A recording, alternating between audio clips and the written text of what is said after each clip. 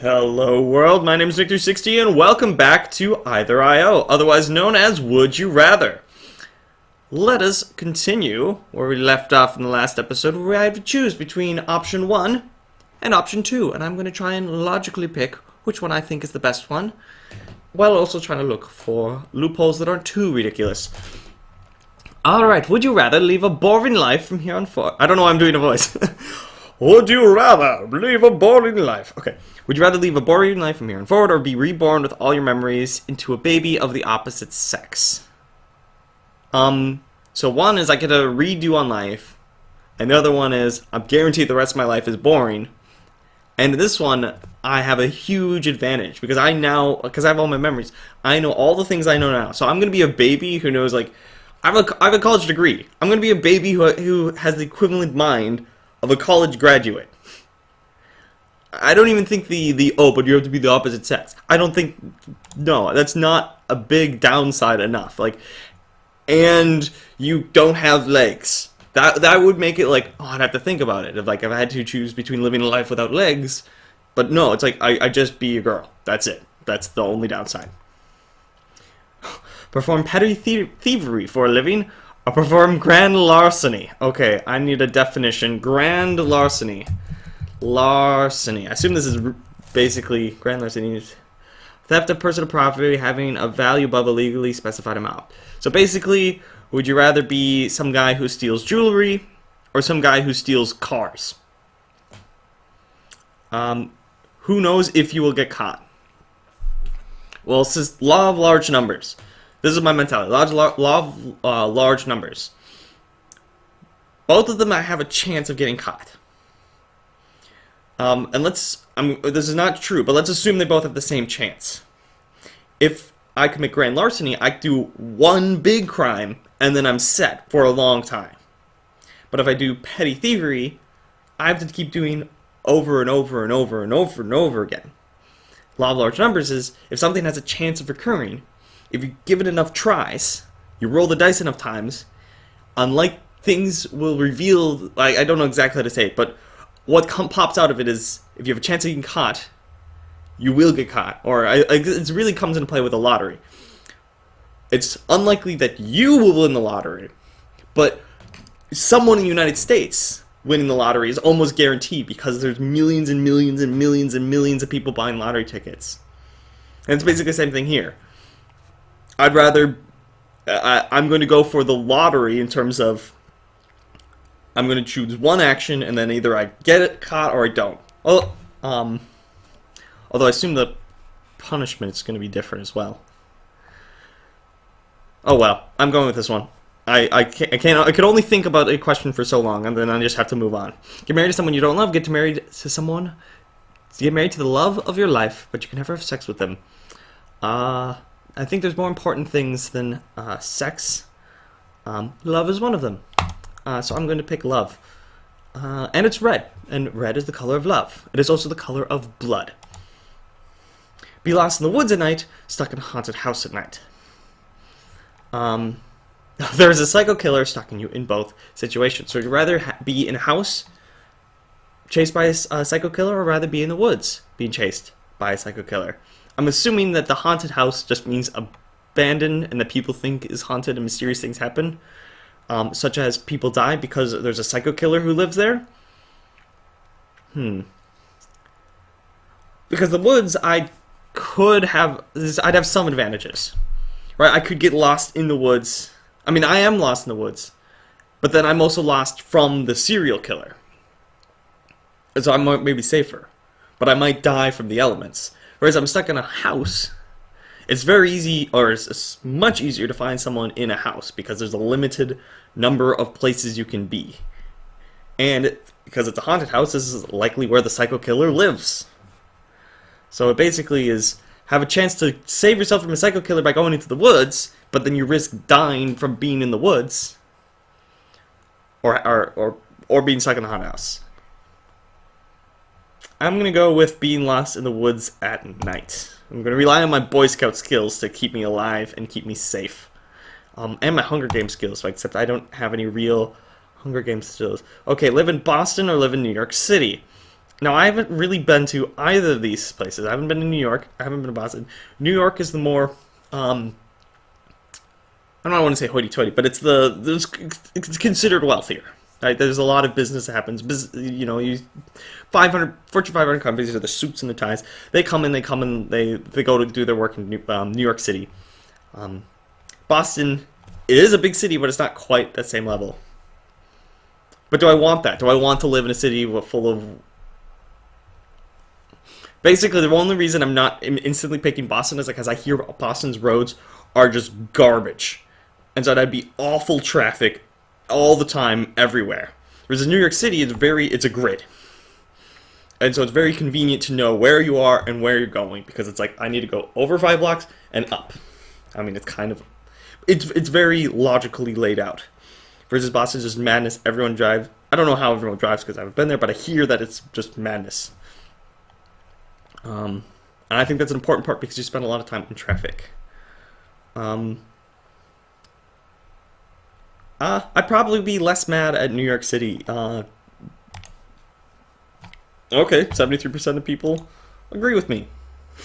Have hair covering your entire body or be completely bald. You can't shave either or get a wig. Okay, so basically it's have all hair or no hair. So I assume, like, I have hair in my arms. Can you see it? It probably doesn't show up very well. Does that count? Like, I have hair covering my arm right now, but is this enough hair? And then I can't shave. So basically, it's the real limitation about having hair covering my body, because I already do have hair covering my body, is that I can't shave. So I'd rather be completely bald and basically have no hair, or I can't shave. That's really the problem, is I can't shave. So as my hair grows out, I'd look really ugly. I can't really grow a beard or a mustache. But again, I haven't really tried. But even bald isn't that ugly. I'm gonna go with bald. Yeah, a lot of people agree.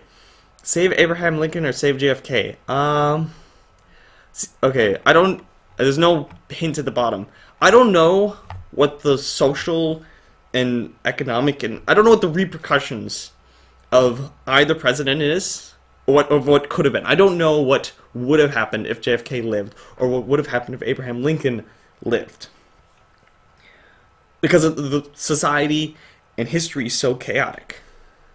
So, just simply from that standpoint, I should pick the person who's the most modern to have the least impact. Because I think, like, if Abraham Lincoln lived, what would he have done? Slavery, we would have gotten rid of slavery 5 times faster. Like, I don't think that's what would have happened. Like, because the president can only do so much. And he already created... war was won by him. It's not like, oh, and the war would have lost, and then the South would have seceded, and then that's their own country. Like, that's not... The history of the United States would be pretty similar in terms of that era. Whether JFK lived or died. But it's just like small things that could have happened, like small laws. Or small... I don't know. And then JFK... I like JFK more as a president. I think he was a cooler president because he got through the Cuban Missile Crisis, which if you don't know what it is, that's the reason you're alive today if you're living in the United States or Russia or pretty much anywhere in the world, because he prevented nuclear war. Yeah, that's basically the most important president in United States history, is making sure that not every single human in the face of the earth dies. Okay, maybe I'm over-exaggerating a little bit, but the fact that we can breathe, go outside without a suit on, like a special hazmat suit on, at least in the United States, is a result of JFK. He had people helping him, so it wasn't just entirely him, but he was the president. It was his call of many of the decisions he made. But if he lived, what would have happened? Like, what would have happened to the rest of the Cold War? What would have happened to the Vietnam War? I don't know.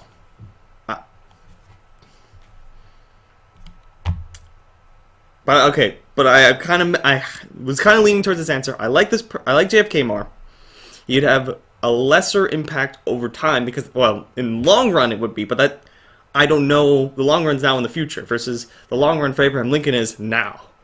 So I don't know, like, what things Abraham Lincoln did 200 years ago could have changed World War II or World War I or everything. Or I don't know. So just I'm picking JFK because it would have less impact, less of the butterfly effect. Fight in the Civil War or Revolutionary War? These questions, I mean, okay, they both sucked.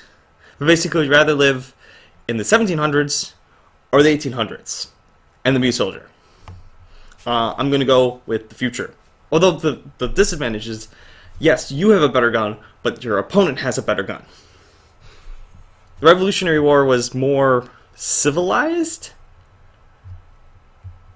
Interesting. This is assuming you know United States history. You must have an active role, no drummers. Oh, so I am, okay, I was kind of assuming that. I am a soldier. I am a gun. I am shooting people.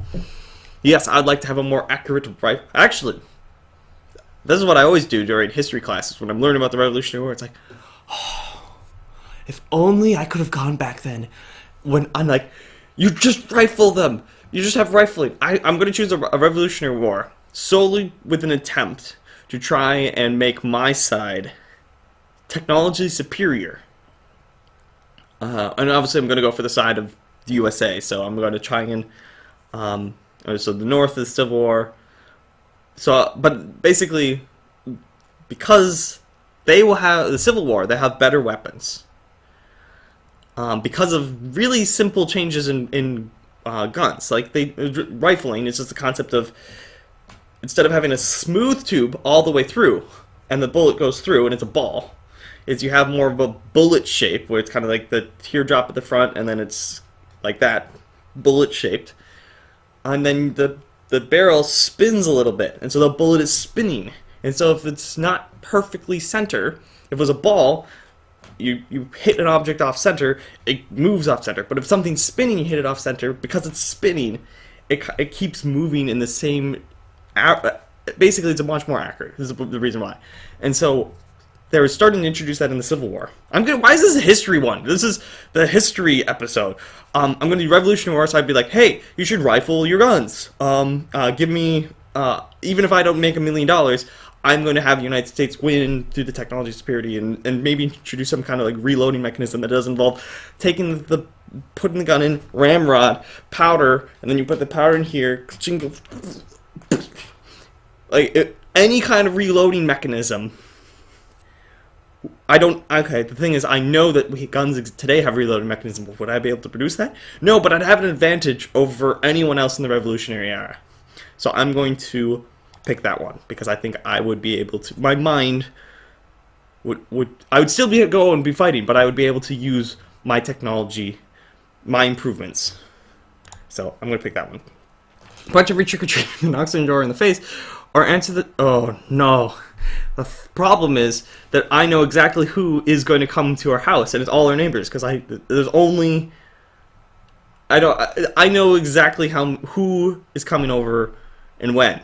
So basically it's punch your neighbors that you know personally by name in the face, or do that completely naked.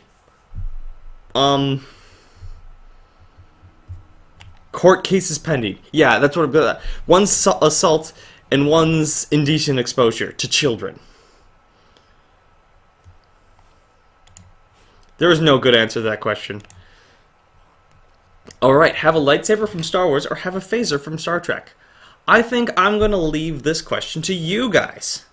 So you are going to have to answer what you think is the better weapon or tool down in the comments below. Meanwhile, that is all the time we have for today, so if you want to support my channel, you can leave a like or subscribe. Thank you guys so much for watching, and I will see you in the next episode. Bye!